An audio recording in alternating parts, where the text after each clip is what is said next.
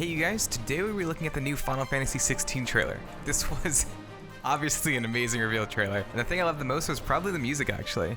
There were a ton of iconic themes that were woven into this trailer, and it was really nostalgic when you realized the song that you were hearing. Literally by the end I had chills. Anyways though, this is not a video about me gushing over this reveal, but breaking it down. So let's get started on that.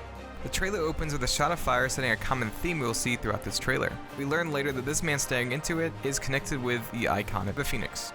Icons are the same thing as primals or summons and are actually referred to as such in Final Fantasy XIV sometimes. At least, that's what the wiki says. I've heard them referred to as primals in 14. I haven't seen icons, I don't think yet, but it's there. We see Titan, Shiva, and Ifrit alongside one other fire-based icon. Later on in the trailer, there's also a dragoon who seems to be imbued with Rama's power, though I'm getting ahead of myself. So let's rewind back to the beginning. The screen fades in with another soldier stating their mission. This is to target Shiva's dominant. It seems that icons can be manifested by those known as dominants, or at least those who are closely connected to those icons. We've seen other characters using magic or using abilities that are imbued with icon abilities, it looks like, so I'm wondering if there's one dominant that has more power or can actually summon or transform into an icon, and then there are other people around the dominant that can use the icon's power but just not to the same level as dominants. Again, sorry, there's gonna be a lot of speculation in this video, but let's get back to the cutscene. When another soldier questions the orders, we learn that these people are a different kind. I'm not sure if this means they are just lowly mercenaries, or if this brand on their cheek sets them apart from the rest of society. Jumping off into more speculation, I wonder if by following orders they will regain their status, since the main character was previously the Archduke's shield. Anyways, next we see a battle ensuing before the Shiva and Titan icons are summoned. Shiva attacks Titan with an ice barrage, which Titan blocks with a punch. A Mark is shown getting crushed by a rock before he is sent back in time. We learn that mother crystals are the main crystals of each kingdom, and that this boy, Joshua, must stay inside. We see him healing this man somehow with fire appearing on his hand. If I were to guess, I would say that Joshua is probably the dominant of this kingdom. We then learn that the main character's job is to protect Joshua, a harsh contrast from the ending line. Finally, we get a look at combat, and I think it looks pretty good. It seems kind of like Final Fantasy XV in many ways with its teleporting type of abilities and the free motion, but it also has this weighty feeling to the combat that reminds me a lot of Final Fantasy VII Remake. I don't think the remake's combat was bad, but it was slower and more technical in the way that they use their mechanics and kind of, design the battle flow. And so it's cool to see these weighty attacks translated over into a faster kind of combat setting. We see a mix of sword slashes as well as blasts of fire from close range and long range. This dash backwards makes me think that this is a mechanic associated with doing a perfect dodge. We see in other areas though that you can dodge without seemingly putting up this after image, so maybe it is something you unlock or a separate mechanic from your dodge that you can just be paired with it. There's also this amazing combo finisher where you slice them up into the air and then hit them back as they are falling down, and then finishing them off with a long range fire shot. This blast of fire is incredibly fast. There's only a couple of frames of motion for it to reach the enemy. I'm not sure if this is going to be the game's magic, but it is really cool to see any kind of magic sped up, because a lot of times magic is really powerful, so it takes a little bit longer to cast or to shoot out. The last piece of gameplay here shows you teleporting close to the downed enemy to stab them in the back. His attacks right now are all using fire, since we've seen him connected with what I assume to be the Phoenix icon. Later though, it seems like he can connect with different icons. I'm not sure if this is special or not since we don't have enough information, but I would assume this is our protagonist's special trait. There's a cutscene cut across gameplay, so I'll piece those cutscenes together first so it's a little bit more coherent. This woman refuses something, going back on her word. This battle that raged on seems to have ended with this kingdom's mother crystal being taken or messed with in some way, leaving them open to the spread of the blight.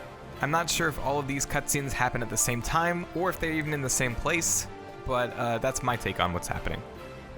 Anyways, let's get back to the gameplay.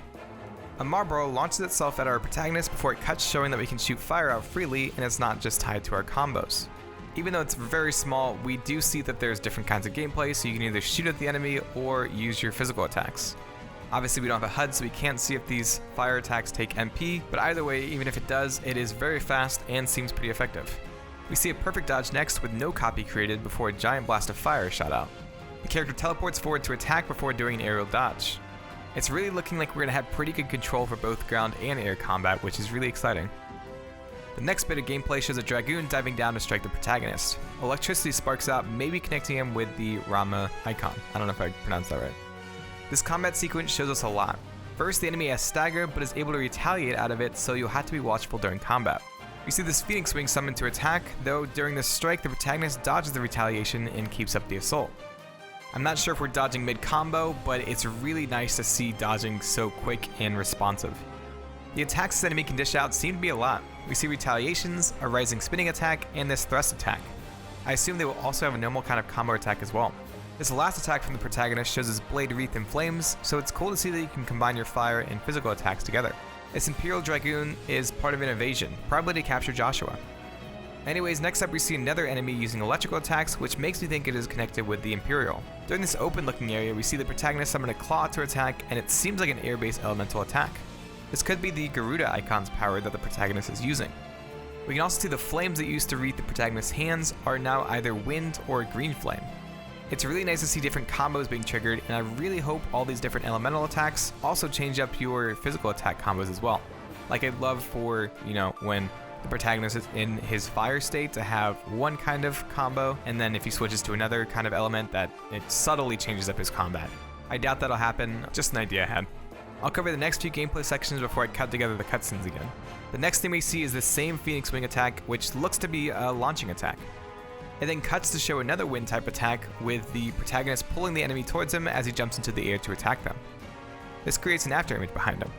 The next scene shows the Titan Icon's abilities with a guard followed by an incredibly strong 3-hit combo.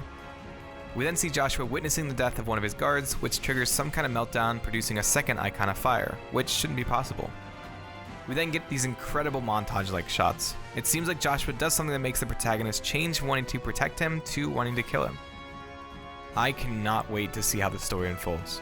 The graphics, the gameplay, the story, the music is just incredible so far. And really, we've only got, a 3-minute glimpse of what it's going to look like. If you guys are not excited for Final Fantasy XVI, I hope this video maybe changed your mind, maybe showed you a little bit more than what you saw in the trailer.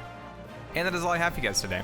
I hope it didn't reach too much when I was discussing the story cutscenes. We don't really have an idea of what is happening, so we really can only speculate right now. My friend Damo, though, actually did a great job laying out all the cutscenes in chronological order and drawing conclusions from that, so click the card in the top corner if you want to check that out. He has a much better idea of how to put together cutscenes and put together lore and context clues, so I think he really hit it out of the park with his video. Definitely much more focused on story stuff, so if you like that stuff, be sure to go check him out. Anyways, thank you to my patrons who support me. Their names will be on screen right now. If you want to see my breakdowns early or schedule the breakdowns I want to do for each month, head over to my Patreon. If you enjoyed this video, click the cards on screen to see some breakdowns on the Kingdom Hearts franchise. Subscribe or share this, and I'll see you in the next video.